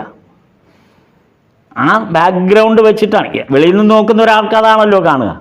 വെളിയിൽ നിന്ന് നോക്കുന്ന ഒരാളെ സംബന്ധിച്ച് അവരാദ്യം അറിയുന്ന കാര്യം ഇതാണ്: കമാർപുക്കൂറിൽ നിന്ന് വന്ന ഒരു ബ്രാഹ്മണൻ, അല്ലെങ്കിൽ ദക്ഷിണേശ്വരം കാളി ക്ഷേത്രത്തിലെ ഒരു പൂജാരി ബ്രാഹ്മണൻ. യാതൊരു വിധത്തിലുള്ള പ്രകടനപരതയോ അല്ലെങ്കിൽ അങ്ങനെ ഒരു പ്രത്യക്ഷത്തിൽ തന്നെ അത് മറ്റൊന്നും തോന്നിപ്പിക്കാത്ത തരത്തിലുള്ളൊരു സാധാരണ വ്യക്തിത്വമെന്ന് തോന്നാവുന്ന തരത്തിൽ. അപ്പം അങ്ങനെയുള്ള ഒരാൾ കൽക്കത്തയിലെ ആധ്യാത്മിക നേതാക്കളെ നേരിൽ കണ്ട് ഒറ്റയ്ക്ക് അവതാര ഉദ്ദേശം പ്രകടമാക്കാൻ തുടങ്ങുന്നത്. അതാണ് രണ്ടാമത്തെ സ്റ്റെപ്പ് ഉണ്ടായത്. ഇനി മൂന്നാമത്തെ സ്റ്റെപ്പാണ് ദക്ഷിണേശ്വരത്തേക്ക് എല്ലാ വിധത്തിൽപ്പെട്ടവരെയും ആകർഷിച്ചു വരുത്തുക എന്നുള്ളത്.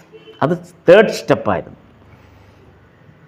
ദക്ഷിണേശ്വരത്തേക്ക് ആദ്യം അങ്ങോട്ടാണ് ഭഗവാൻ പോയത്, പിന്നീട് എല്ലാവരെയും ദക്ഷിണേശ്വരത്തേക്ക് എത്തിക്കുക, ആ മുറിയിലേക്ക് എത്തിക്കുക എന്നുള്ളതായിരുന്നു. അങ്ങനെ ആകർഷിച്ചു വരുത്തുക എന്നുള്ളതായിരുന്നു തേർഡ് സ്റ്റെപ്പ് പറയുന്നത്. ഫോർത്ത് സ്റ്റെപ്പ് ഈ വന്നവരിൽ നിന്ന് ഭാവിയിൽ സന്യാസിമാരെ സൃഷ്ടിക്കണം. ഇനി രണ്ട് തരം ഗൃഹസ്ഥാശ്രമികളുമുണ്ട്, അന്തരംഗ ശിഷ്യന്മാരുമുണ്ട്. അപ്പോൾ ഈ വന്നവരിൽ നിന്ന് വേണം ഇനി സന്യാസിമാരെ സൃഷ്ടിക്കാൻ. കാര്യം ശ്രീരാമകൃഷ്ണ മിഷൻ പോലുള്ള ആ മഠം സ്ഥാപിക്കപ്പെടേണ്ടതാണ്.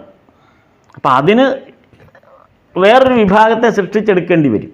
അപ്പം അതാണ് ഫോർത്ത് സ്റ്റെപ്പിലാണ് ഈ സന്യാസിമാരെ, ഭാവിയിൽ പിന്നീട് സന്യാസിമാരായി തീരുന്നവരെ കണ്ടെത്തി അവരെ മോൾഡ് ചെയ്ത് അവരെ അതിന് പരിഭാഗമായ തരത്തിൽ മുന്നോട്ട് കൊണ്ടുവന്ന് അവർക്ക് വേണ്ട എല്ലാ ട്രെയിനിങ്ങും ഭഗവാൻ നൽകുന്നത്. അഞ്ചാമത്തത് ഗൃഹസ്ഥാശ്രമികളായവരുടെ വീടുകളിൽ നിരന്തരം പിന്നെ പൊക്കൊണ്ടിരുന്നു. അതാണ് പിന്നീട് നമ്മൾ ബലറാം ബസവൻ്റെ ആയാലും മറ്റ് നമ്മൾ ഈ വചനാമൃതത്തിൽ കാണുന്ന ഓരോ ഗൃഹസ്ഥാശ്രമ ശിഷ്യന്മാരുടെയും നമ്മൾ കുറേ 10-33 പേരുടെ പേര് നമ്മൾ അത് ഓരോരുത്തരെയും നേരിട്ട് പഠിച്ചതാണ്. അപ്പോൾ ഇവരുടെ അടുത്തേക്ക് ഈ വീടുകളിലേക്ക്, കൽക്കട്ടയിലെ ഗൃഹസ്ഥാശ്രമികളുടെ വീടുകളിൽ പോയി അവരെ ഉദ്ബോധിപ്പിക്കുക, ആ തരത്തിൽ വരുന്നതായിരുന്നു അഞ്ചാമത്തെ സ്റ്റെപ്പ്.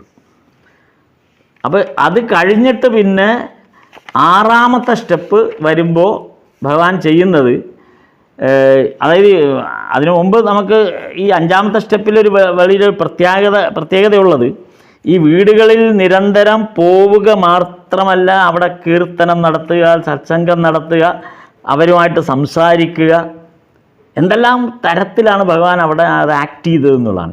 മാത്രമല്ല വീട്ടുകാരെ മാത്രമല്ല അയൽക്കാരെ കൂടെ അവിടെ കൊണ്ടുവരാൻ ശ്രമിച്ചു.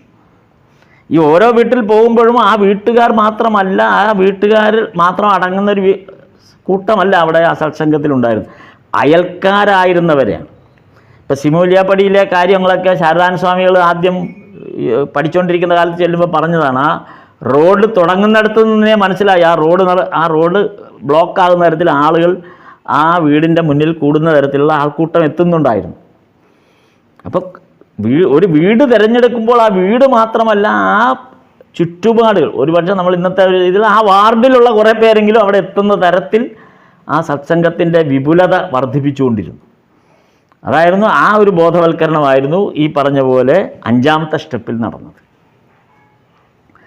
അപ്പോൾ കാമാർപുക്കൂറിൽ ഇത് തീരെ പ്രകടമാക്കിയിരുന്നില്ല എന്നുള്ളതാണ്.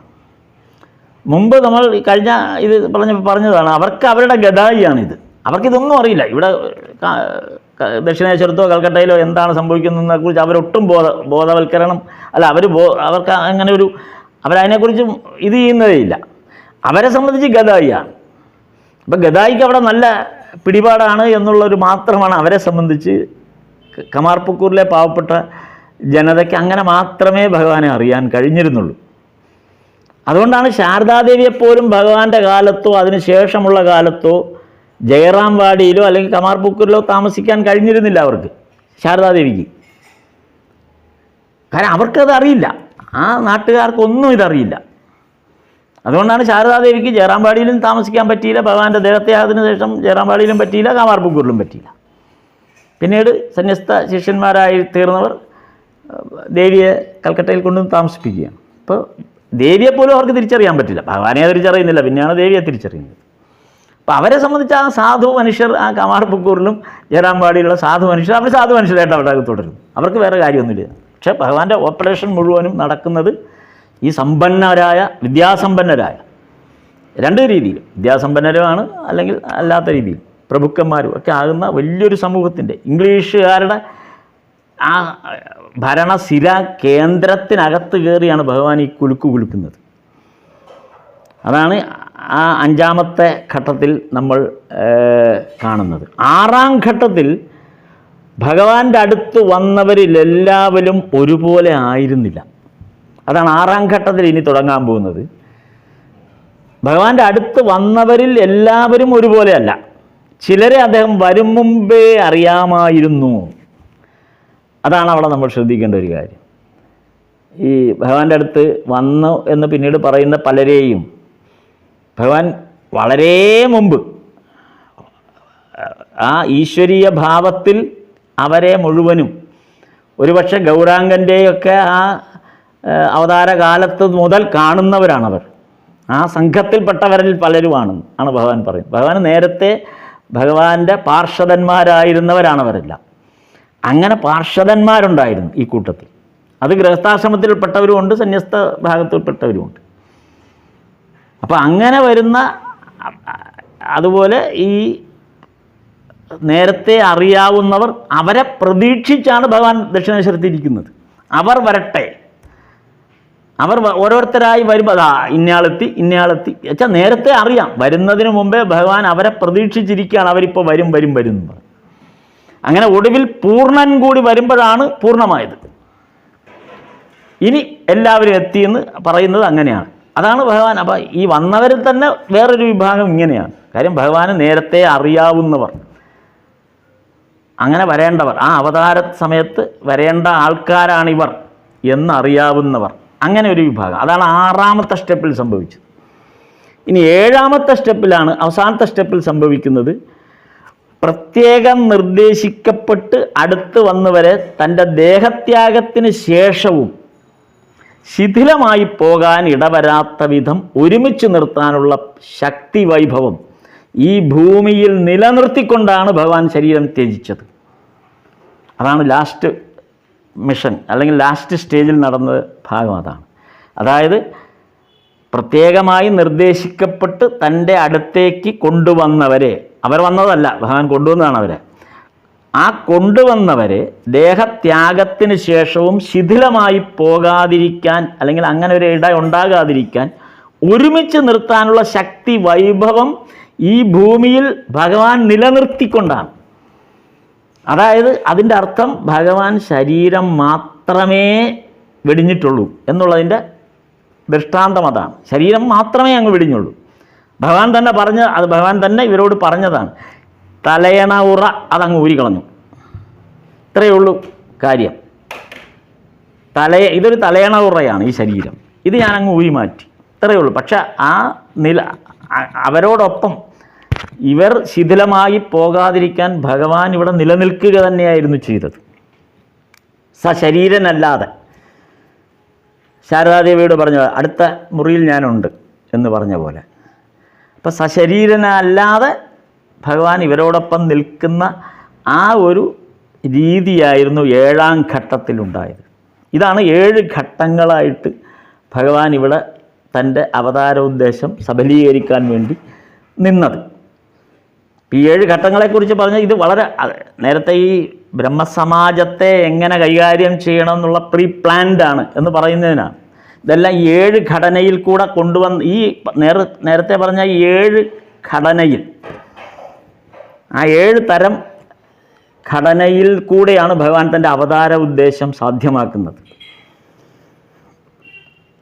അങ്ങനെയാണ് അതാണ് ബ്രഹ്മസമാജത്തെ പോലുള്ള ഒരു വമ്പൻ സംഘടനയെ ഇത്ര പെട്ടെന്ന് 6-7 വർഷം കൊണ്ടാണ് ഏതാണ്ട് ഭഗവാൻ ജനിക്കുന്നതിന് മുമ്പ് ഉണ്ടായ, ഏതാണ്ട് അതിനും ഒരു 10 വർഷം മുമ്പെങ്കിലും ആരംഭിച്ച ഒരു മൂവ്മെൻ്റാണിത് ബ്രഹ്മസമാജം. അതിനെയാണ് ഒരു 7-8 വർഷം കൊണ്ട് കൃത്യമായി അടിച്ചുടച്ച് റെഡിയാക്കി അതിൻ്റെ അവസാനം അവർ ആ പാവങ്ങൾ, ശാരദാൻ സ്വാമികളാണ് അങ്ങനെ, ആ പാവങ്ങൾ അവസാനം ഇതെല്ലാം ഉപേക്ഷിച്ച് എന്തെങ്കിലുമൊക്കെ ഈ സാമൂഹിക സേവനമൊന്നോ ഒക്കെ പറഞ്ഞ് അവരങ്ങ് ഒതുങ്ങി. ബാക്കിയുണ്ടായിരുന്നവർ എല്ലാം പോയി. ഇനിയിപ്പോൾ ആധ്യാത്മികത പ്രസംഗിച്ചിട്ട് കാര്യമില്ല. അതുകൊണ്ട് സാമൂഹിക സേവനവും ഒക്കെ എന്നൊക്കെ പറഞ്ഞ് റോഡ് ക്ലീനാക്കുകയോ അല്ലെങ്കിൽ അങ്ങനെയൊക്കെയുള്ള പരിപാടികളുമായിട്ടുള്ള ആ സംഘം അങ്ങ് ഒതുങ്ങി. അവരുടെ ശക്തി വിശേഷം പൂർണ്ണമായും നശിച്ചുപോയി, ഇല്ലാതായിപ്പോയി. അപ്പോൾ ഇത്രയും കഴിഞ്ഞപ്പോൾ ബ്രഹ്മസമാജത്തിൻ്റെ അവസ്ഥ പിന്നീട് വളരെ പരിതാപകരമായ അവസ്ഥയിലായി എന്ന് നമ്മൾ മനസ്സിലാക്കുകയാണ്. സാധാരണ ബ്രഹ്മസമാജത്തിൽ വിജയകൃഷ്ണ ഗോസ്വാമിയും നവവിധാൻ ബ്രഹ്മസമാജത്തിൽ കേശവചന്ദ്രസേനും പ്രബലരായി ഉണ്ടായിരുന്നെങ്കിലും പിന്നീട് ഇവരും ശ്രീരാമകൃഷ്ണദേവൻ്റെ അടുത്ത് വന്നു. അതോടെ ബാക്കിയുണ്ടായിരുന്നു. അതാണ് ഞാൻ പറഞ്ഞത്. അവരുടെ പ്രഭാവം ചുരുങ്ങി ഒടുവിൽ സാമൂഹിക ദേശീയ പരിപാടികളിൽ അവർ പ്രാധാന്യം കൊടുത്തു തുടങ്ങി. അതാണ് അവരുടെ പരിപാടി. അത് പക്ക രാഷ്ട്രീയ ലെവലിലേക്ക് അവരങ്ങ് പോയി. സാമൂഹികവും ദേശീയവുമായ പരിപാടികളിൽ അവർ മുൻതൂക്കം കൊടുത്തു. ആധ്യാത്മികത സമ്പൂർണ്ണമായും ആധ്യാത്മിക പരിവർത്തനവും അല്ലെങ്കിൽ ആധ്യാത്മികമായ ഒരു ഘടനയിലേക്ക് ഇവർ പൂർണ്ണമായും വിടുതൽ ചെയ്തു. ഈ ബ്രഹ്മസമാജം ബാക്കി ശേഷിച്ചവർ അവരങ്ങ് പോയി, ശിഥിലമായി പോയി, ഒന്നുമില്ലാതായി. അപ്പോൾ അത് ആ ഒരു എത്ര കൃത്യമായ ഓപ്പറേഷൻ. എന്തായാലും ഒരു കാര്യം നടന്നു. ശ്രീരാമകൃഷ്ണദേവനെ തേടി ദക്ഷിണേശ്വരത്ത് വന്നവരെല്ലാം ഒന്നുകിൽ നവവിധാൻ അല്ലെങ്കിൽ സാധാരണ ബ്രഹ്മസമാജത്തിൻ്റെ പ്രവർത്തനങ്ങളോട് കടപ്പെട്ടവരാണ് എന്ന് ശാരദാനന്ദ സ്വാമികളാണ് പറഞ്ഞത്. ഈ രണ്ട് ബ്രഹ്മസമാജങ്ങളോട് കടപ്പെട്ടവരാണ് ഈ ശ്രീരാമകൃഷ്ണദേവൻ്റെ അടുത്ത് വന്നതിൽ ബഹുഭൂരിഭാഗം പേര്. ഈ വന്നവരെല്ലാം ഈ രണ്ട് ബ്രഹ്മസമാജങ്ങളോട് കടപ്പെട്ടിരിക്കുന്നു എന്ന് ശാരദാനന്ദ സ്വാമികളാണ് പറയുന്നത്. കാരണം ഈ വഴിയാണ് അവർ ഭഗവാനിലെത്താനുണ്ടായ കാരണം. അല്ലെങ്കിൽ ഇവർക്ക് ഈ വഴി എത്താൻ പറ്റില്ല. അപ്പം ഈ ബ്രഹ്മസമാജം ഇല്ലെങ്കിൽ ഈ പറഞ്ഞ ആരും തന്നെ ഭഗവാന്റെ അടുത്ത് വരില്ല. കേശവചന്ദ്രസേനൻ വരൂ, അല്ലെങ്കിൽ വിജയകൃഷ്ണ ഗോസ്വാമി വരൂ, ആരും വരാൻ പോകുന്നില്ല. ഇവരൊക്കെ വന്നാലേ ഈ അവതാരോദ്ദേശത്തിൻ്റെ പൂർണ്ണതയിലേക്ക് എത്താൻ പറ്റൂ. അപ്പോൾ ബ്രഹ്മസമാജത്തോട് നന്ദി പറയണം എന്നാണ് പറഞ്ഞത്. അത് ശാരദാനന്ദ സ്വാമികൾ എന്തോ അതെ അങ്ങോട്ട് പോയി കാണുകയായിരുന്നു. അല്ല, അത് ബ്രഹ്മസമാജത്തിൻ്റെ നേതാവെന്നുള്ള നിലയിലാണല്ലോ പോയി കാണുന്നത്. ആ ഘടനയിൽ ഇല്ലായിരുന്നെങ്കിൽ പോയി കാണൂലല്ലോ. അതാണ് അതിനകത്തെ കാര്യം. അതുകൊണ്ടാണ് ശാരദാനന്ദ സ്വാമികൾ ഈ ഒരു അടിവരയിട്ട് പറഞ്ഞത്, ഈ ബ്രഹ്മസമാജങ്ങളോട് നമ്മൾ കടപ്പെട്ടിരിക്കുന്നു. ശ്രീരാമകൃഷ്ണ പ്രസ്ഥാനം ബ്രഹ്മസമാജത്തോട് കടപ്പെട്ടിരിക്കുന്നു, അല്ലെങ്കിൽ ഭഗവാൻ ഇവരുടെ അടുത്ത് ഇവരെ സ്വീകരിക്കാൻ വഴിയില്ലായിരുന്നു എന്നുള്ളതായിരുന്നു പറഞ്ഞത്. അപ്പോൾ അതാണ് ഒടുവിൽ പറഞ്ഞത്. അപ്പോൾ ഇവർക്കെല്ലാം, ഈ ബ്രഹ്മസമാജ അംഗങ്ങൾക്കെല്ലാം അവസാനം ശ്രീരാമകൃഷ്ണദേവൻ മാത്രമായി പ്രധാനം. ബാക്കി എല്ലാവരും ഉപേക്ഷിച്ചു. ഈ വന്നവരെല്ലാം അദ്ദേഹത്തിൻ്റെ ഉപദേശം ശ്രവിക്കുക, കീർത്തനങ്ങൾ ആലപിക്കുക, നൃത്തം ചെയ്യുക, ഇതൊക്കെ ബ്രഹ്മസമാജ ഉത്സവങ്ങളുടെ ഭാഗമായി മാറി. നേരത്തെ അതൊന്നുമില്ലായിരുന്നു. ഈ ഭജന പാടുന്നതോ നൃത്തം ചെയ്യുന്നതോ ഒന്നും ബ്രഹ്മസമാജത്തിലില്ല. കാര്യം കോട്ടുമൊക്കെ ഇട്ട് സർവീസ് ആണ്, ഇംഗ്ലീഷ് സ്റ്റൈലിൽ സർവീസാണ് അവർ ചെയ്തുകൊണ്ടിരുന്നത്. എന്താണ് പറയുന്നത് അവർക്കും അറിയില്ല, കൂടിയിരിക്കുന്നവർക്കും അറിയില്ല. കാര്യം ഈശ്വരൻ അവരുടെ മുമ്പിലില്ല, പ്രത്യക്ഷമായിട്ടൊന്നും അവർക്ക് മുമ്പിലില്ല. അപ്പം പിന്നീട് ബ്രഹ്മസമാജത്തിൻ്റെ ഘടനയിൽ നടന്ന, നമ്മൾ ഈ വചനാമൃതത്തിൽ ചില ഭാഗങ്ങൾ കാണും, ഈ ബ്രഹ്മസമാജത്തിൻ്റെ ഫംഗ്ഷനുകളിലെല്ലാം നടന്നത് ഭഗവാൻ ഇംപ്ലിമെൻ്റ് ചെയ്ത ആരാധനാക്രമമാണ് മുഴുവൻ ഇതിലും. അതിലാണ് ഈ കീർത്തനങ്ങളൊക്കെ വരുന്നത്. അങ്ങനെ ഈ ഇതിൻ്റെ ഒരു പ്രകടമായ ഒരു ഉദാഹരണമാണ് ഈ 6-ാം ഭാഗത്തിൽ നമ്മൾ കാണാൻ പോകുന്നത്. വേണി മാധവപാലിൻ്റെ ഉദ്യാനഗൃഹത്തിൽ ബ്രഹ്മസമാജത്തിൻ്റെ അർദ്ധവാർഷിക യോഗമെന്നാണ് പറഞ്ഞിരിക്കുന്നതെങ്കിലും അവിടെ നടന്നത് എന്താണെന്ന് വചനാമൃതം വായിച്ചാൽ നമുക്ക് ബോധ്യപ്പെടും. എങ്ങനെ ബോധ്യപ്പെടും? ആ ബ്രഹ്മോത്സവം അവസാനിക്കുന്നത് മാഷ്ടമഹാശയൻ എഴുതിയിരിക്കുന്ന ഭാഗം വായിച്ചാൽ മാത്രം മതി. ആ 6-ാം ഭാഗത്തിൽ വേണി മാധവൻ്റെ ഉദ്യാനഗൃഹത്തിൽ ബ്രഹ്മോത്സവത്തിൻ്റെ 6-ാം വാർഷികം നടന്നത് അവസാനിപ്പിക്കുന്ന ഭാഗം മാഷ്ടമഹാശയൻ എഴുതിയിരിക്കുന്നത് വായിച്ചാൽ കാര്യം വ്യക്തമാകും. എന്താണ് എഴുതിയത്? കീർത്തനം അവസാനിച്ചപ്പോൾ ശ്രീരാമകൃഷ്ണദേവൻ നിലത്ത് വീണു. ശ്രീരാമകൃഷ്ണൻ നിലത്ത് വീണു. ജഗന്മാതാവിനെ നമസ്കരിച്ചുകൊണ്ട് ശ്രീരാമകൃഷ്ണദേവൻ പറഞ്ഞു, പൂർവകാല ബ്രഹ്മജ്ഞാനികളുടെ ചരണത്തിൽ പ്രണാമം. ആധുനിക ബ്രഹ്മജ്ഞാനികളുടെ ചരണത്തിൽ പ്രണാമം. വേണി മാധവൻ ഇങ്ങനെ പറഞ്ഞുകൊണ്ടാണ് ആ സത്സംഗം അവസാനിക്കുന്നത്. എന്നിട്ട് എന്താണ്, വേണി മാധവൻ അത് കഴിഞ്ഞ് നല്ല സദ്യ ഏർപ്പാട് ചെയ്തിരുന്നു. എല്ലാവരും നല്ലോണം സദ്യ കഴിച്ചു. അങ്ങനെ ശ്രീരാമകൃഷ്ണദേവൻ ആനന്ദപൂർവ്വം ഭക്തന്മാരോടൊത്ത് ആഹാരം കഴിച്ചു. 6-ാം അർദ്ധവാർഷിക യോഗമാണ് നടന്നത്. അതെവിടെ ചെന്ന് നിന്നു എന്നുള്ളതാണ്. അർദ്ധവാർഷിക യോഗം, അവിടെ ഒരു അജണ്ടയും നടന്നില്ല. ഭഗവാന്റെ ആ കീർത്തനാലാപനവും ഭഗവാന്റെ ആ നൃത്തവും ആരാധനാക്രമങ്ങളും അത് കഴിഞ്ഞ് അവരെല്ലാവരും നല്ലോണം ഭക്ഷണമൊക്കെ കഴിച്ച് സന്തോഷത്തോടു കൂടി അവർ ആ ബ്രഹ്മോത്സവത്തിൽ നിന്ന് പിരിയുകയാണ് ചെയ്യുന്നത്. ഇതാണ് ഭഗവാൻ എങ്ങനെയാണ് തൻ്റെ അവതാരോദ്ദേശം നടത്തിയത് എന്ന് 6-ാം അധ്യായം തുടങ്ങുമ്പോൾ, 6-ാം അധ്യായം തുടങ്ങാൻ 6-ാം അധ്യായത്തിൽ അതാണ് വിവരിക്കുന്നത്. 6-ാം അധ്യായം തീരുമ്പോൾ പിന്നെ അടുത്ത സർക്കസിലേക്കാണ് പോകുന്നത്. സർക്കസ് കാണാൻ പോകുന്നതാണ്. അതും ഇതേപോലെ ആ അവതാരോദ്ദേശത്തിൻ്റെ മറ്റൊരു ലീല നമുക്ക് ഈ സർക്കസ് കൂടാരത്തിൽ കാണാം. ഈ ബ്രഹ്മസമാജ ഉത്സവത്തിൽ കണ്ട പോലെ തന്നെ അതാണ് ഇനി തുടരുന്നത്.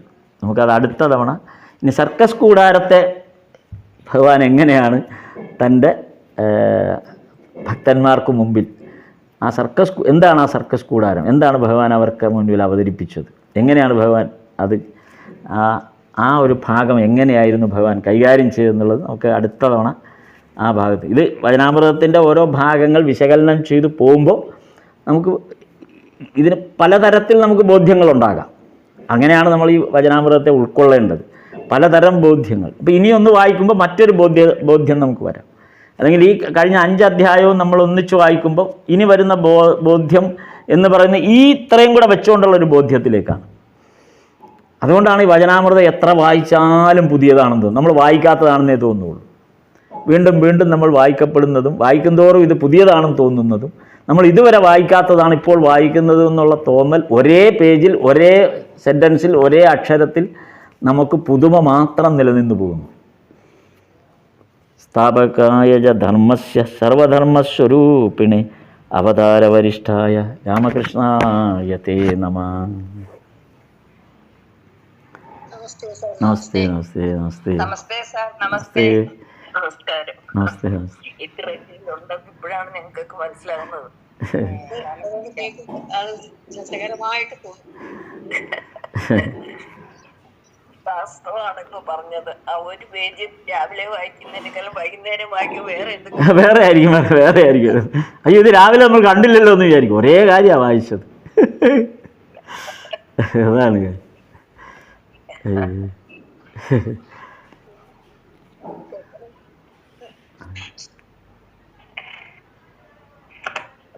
ചെയ്തവരാണ് നമ്മളൊക്കെ. നമ്മൾ ആ തട്ടകത്തിൽ തന്നെ ദക്ഷിണേശ്വരം അതെ അതെ അതെ അതെ അതെ അതെ അതെ തട്ടകത്തിലാണ്.